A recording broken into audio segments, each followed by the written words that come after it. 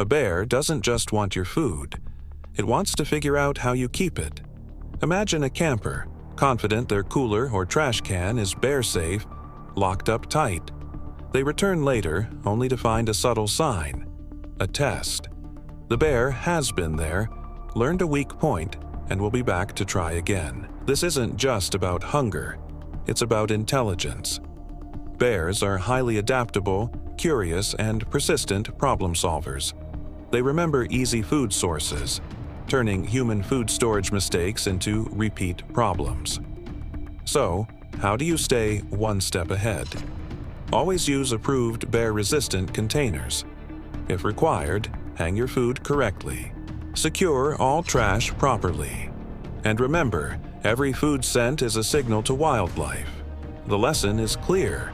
Bear-proofing only works when you anticipate a bear's memory and problem-solving ability.